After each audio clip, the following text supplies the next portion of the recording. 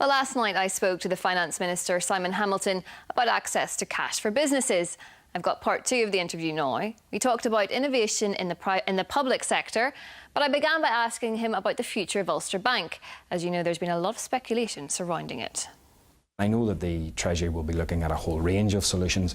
What I've impressed upon them is, in correspondence with the Chancellor, is that whatever options they are looking at, that they produce scenarios where how it applies to Northern Ireland. What is the effect on the Northern Ireland economy as a result of whatever proposal they would come forward for the future of Ulster Bank? What I want to see is Ulster Bank get back to strength, to grow, to develop, to get that credit that I think it has available out to banks or out to businesses in Northern Ireland so that they can grow.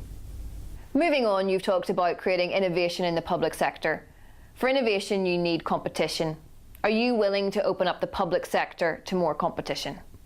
Well, whenever I talk about public sector innovation, I'm well aware that for some people there's a sort of a belief that the two words public sector and innovation don't go together automatically, but I think there are lots of examples already where we in the public sector in Northern Ireland do innovate really well. I think there are countless examples around the world where governments and public sectors are incredibly creative. In fact, next week I'm meeting with officials from the Organisation for Economic Cooperation and Development who do study best practice and innovation in the public sector right around the world. And I'm hoping to learn from them and get some lessons that we can apply to Northern Ireland. And of course that includes looking at perhaps different models of service delivery.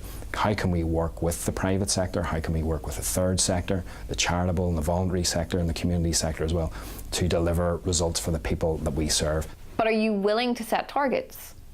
Well, look, my job is to work with others within government. I can't do this alone. I have to work with other ministers within the executive, and I think they are as focused, I believe, on achieving results and improving services as I am. My job is to work with them and enable them and to facilitate them in looking at and exploring the possibility of different models of service delivery that might be out there, that others around the world are already exploring, that we in Northern Ireland have already got some experience in.